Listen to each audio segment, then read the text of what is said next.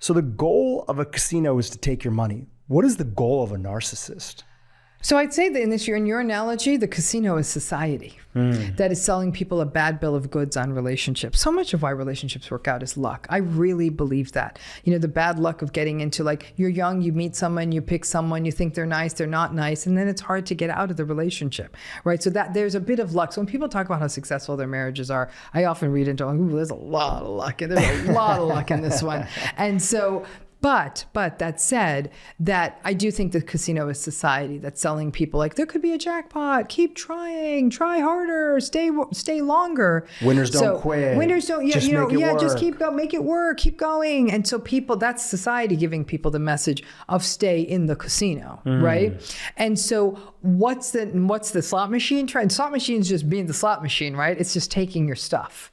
It's taking, and every so often it's giving you a little bit, and it's taking and it's giving a little bit. You might wonder, does anyone ever get the jackpot? I've never met anyone who's ever won a jackpot in a slot machine. I'm sure they're out there, but they are unicorns, right? And they're not normative. And so I think that in this scenario, the narcissistic person exist to get validation and supply, and they don't care. I think it's the not caring that's hard for people to get through their heads. Like, the narcissistic person doesn't really care that you're hurt right now. If anything, they're irritated that you're hurt because now they have to deal with it, or that's leading them to feel some sense of shame. And then they're going to yell at you and telling you, you're being too sensitive. Don't be ridiculous. I didn't really say anything that bad. Big deal. You found a text on my phone. It's someone I work with. And that's how that plays out. They leave the other person feeling crazy. There's this idea in the work of Eckhart Tolle. He calls it the pain body. Have you ever heard of it? Is that useful here in our understanding of what the motivation is of a narcissist? That you have this energy ball of somebody, the ego, the dark shadow side of them, that can only stay alive with constant sort of stimulation at the extremes. And so that a narcissist needs this negativity in their lives to keep them going, to keep their idea existing? It's not negativity for them. They're getting praise, they're getting validation, they're getting people telling them great. They might be having sex with 3 different people. I'm not missing the negativity part for them. So a better way to ask it is that, are narcissists happy? That's a really tough question to answer. No. There's a constant sense of unsettledness. And I was playing with you. I agree with the sense of a pain body, with a darkness, right? That I would rather not be a narcissist. I'd probably be a hell of a lot more successful if I was, but I'd rather not, because there's a constant yearning. It's never enough for a narcissistic person. They can have the riches of the world at their feet, a devoted partner, beautiful, wonderful children, a kind people they work with, and that's not enough. It has to be the next thing, the next thing, the next thing. Like it's like this big consuming beast that is the narcissistic person's psyche. So there's an unsettledness to them. I think narcissistic people can be happy in a moment. So a narcissistic person goes into a restaurant. They get to the restaurant, and the host says, "Oh my gosh, you're such a gorgeous couple. We are giving you the best table in the house because we want everyone to see you." And then they send a bottle of champagne, and the chef sends a free course, and the narcissistic person, they're happy that night because they feel like they're getting all this validation that they deserve.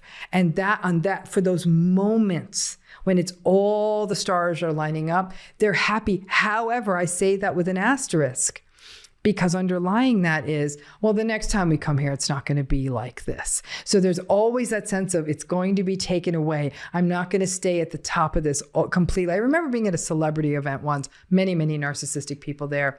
These people had more stuff than I could conceive of in 27 lifetimes. I'm looking at homes and the cars and the dresses and the hair and the jewels, and there was an emptiness. I'm thinking, like, this is never going to be enough for these people. Like, they were in the midst of something so lavish that I remember saying, I've got to sketch this onto my memory because I'll never be in something like this again. And they were so blasé about it, but there was an anxiety, a tension. And so they can't be in that moment. I don't know how much you know Dr. Keltner's work out of Berkeley. I don't. This I'm not idea familiar. is amazing work. I love his work because it's this idea on being awestruck, on this idea of awe as being a healing energy. And awe is not about the Grand Canyon. It could be a bumblebee sort of pollinating a flower, and you see the little bits of yellow on its little dancing butt. And it's beautiful. I have hummingbirds that come to my house, and you just stare at them. You're like, how is that color of the hummingbird's throat even something in nature? And the narcissistic person can't get there. So they miss some of these really incredibly human experiences, right? Or if they're there, they're so focused on getting the selfie that they're not even present with the awe-inducing thing that's in front of them. And so they're missing out on a lot of the human experience. So I don't actually think they're happy, but I believe happiness is a subjective state. So at any given moment, they might say, I'm happy, everything's going my way. You know, we're going to get into this whole bunch of topics, including how to protect ourselves and what to do if you can't leave, as you mentioned. Yeah, there are some people that are in a situation, kids might be involved, could be a business partnership, whatever it might be, that some people have to long-term, could be a family member that you have to be involved with in some way, but you're trying to minimize your contact with them or your, how deep your relationship goes. But I think a big part of getting to that place, and we'll get there, is first even understanding the motivation or the origin story of somebody who is a narcissist. So you mentioned something before. You mentioned that there are these wounds that drive and sort of settle this behavior. So do all narcissists have some original kind of either individual childhood wound or combination of wounds that led to who they are? I would say, yeah. I mean, I do believe narcissistic people are wounded people. The second path I'm about to tell you may not register as a wound initially, but it is. Many narcissistic people have a backstory characterized by adversity. Now, to create an antagonistic personality like narcissism, you usually need a biological temperament in place. So every child, every baby comes into the world with a temperament, which is why in one family, the mother will recall, the parents will recall, these were three very different babies, right? But they are babies growing up, born to the same mother, born to the same parents, growing up in the same household, right? So that temperament matters. And it's temperaments that are more high demand, difficult to soothe, don't regulate well, very attention seeking, very kind of almost very externalizing. Those are often the temperaments that provide the biological seed that may grow into narcissism, but you got to give it perfect growing conditions.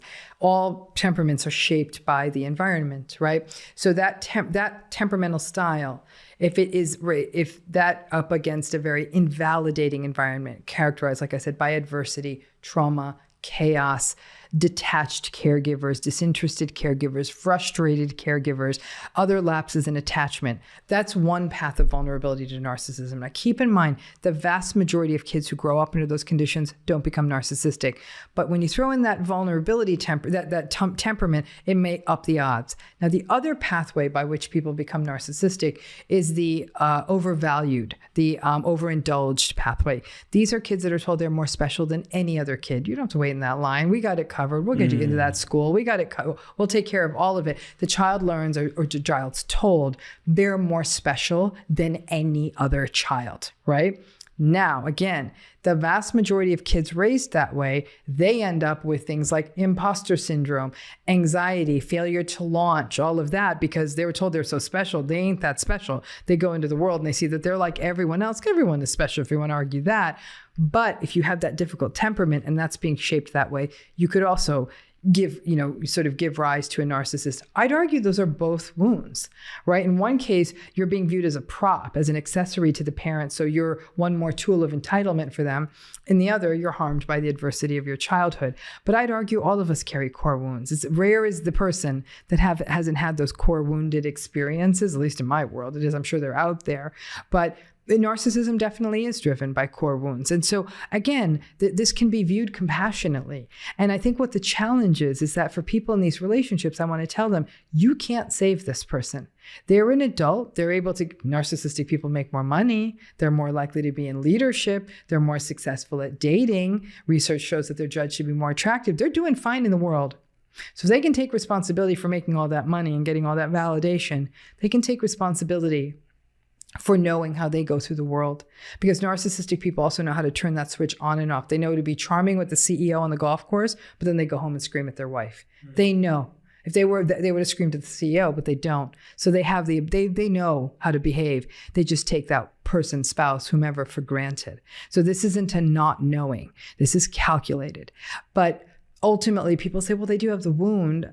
And I say, So I said, then I'm very paradoxical with clients. I'll say, so you're then signing up to be the emotional punching bag for this person for the rest of their lives. Is that it? You're sacrificing yourself to try to save them.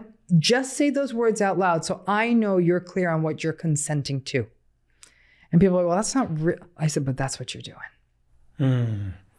You shared something very powerful, which is a key distinction in your work and your approach to this topic of narcissism, which is that I heard somebody ask you, can a person stop being a narcissist? And you shared something very powerful. You said, is very rare, and you tell me if I got this right, is you've never seen a situation in your experience that somebody has all of a sudden stopped being the way they are. No. Now, that doesn't mean that people might not have a moment in therapy, have a couple of good days, be a little bit more mindful about how they're apologizing about something. But this goes back to something you just shared, which is that you can't save this person. No. Why is that so important for people to understand? Because you can't take responsibility for that. I mean, again, I am paid to work with people in a mental health capacity. And I don't think it's my responsibility to save them either. I think it's a therapist's responsibility to give people tools to live better, to address their acute distress so that they can manage their emotions even when they're not in that office with you, right? But it is no adult's responsibility to save another adult, least of all an adult that is harming them, right? And to take that responsibility on, that's an impossible task because narcissism, like all antagonistic personality styles, is very rigid. It is not amenable to change. People with the healthier the personality, the more flexible it is. The more flexible it is, the more there can be some modification. So a person who might be a very agreeable, flexible person, but might need to work on some of their conscientiousness a bit, keep things a little tidier. They'll be like, okay, yeah, I need to do this. And they'll say, every so often I slip because I start getting distracted, but they'll give it a try non-defensively. They're like, okay, I'm going to have little labeled cabinets and I'm going to put my things away and I'm going to wake up a little earlier and I'm going to do my work. And they'll do it. And they'll say, oh, I messed up. And then they'll try again. That's what a person with a flexible personality. The personality brings us back to our baseline. That not very conscientious person is probably going to have a little bit of trouble with discipline all their lives, but will rise to the challenge if they have a healthier personality. The narcissistic personality is like cement. It is so rigid. So they don't think they need to change. If a person doesn't think they need to change and they think everyone else is to blame, where is the buy-in here? What do they need to change? In fact, they'll roll their eyes saying, oh my gosh, really? I have to listen to their feelings? Their feelings are dumb. What am I supposed to do with that person? Nothing. And so I think that people, though, we're back to the casino. We keep selling people this bad story of you can love people better. You can figure that pathway out. No, you can't. It's their responsibility to do this. But I have watched people sacrifice entire lifetimes trying to. One of the things on that topic of sacrificing that you often hear, I've even seen it on your YouTube comments, people saying, well, that person did tell me that they were going to change. That person said that they wanted to change. And I brought it up a couple weeks later on about that conversation, and they denied that we even had that conversation. Yeah, so it's gaslighting meets future faking. Welcome to narcissism. You shared something earlier when we were talking about this idea of how to spot a narcissist. And you said that even for somebody like you, this is your life's work and mission, is that it can take time because there are ways that people are externally, and then you don't really know how they truly are until you see them with their close relationships. So for somebody who is listening today, are there any cues or signals that are there that are some things that they could be potentially pulling on? I'll give an example. I'll give one example. I've heard you say that often one of the things that narcissists do is that they play in this place of praise and blame. And there's this old idea and quote and saying, I don't know where it's attributed to, but it's that praise and blame are both the same. They're both the same energy. When you're praising somebody and you're building them up, it's actually more about you in the way that you talk about it.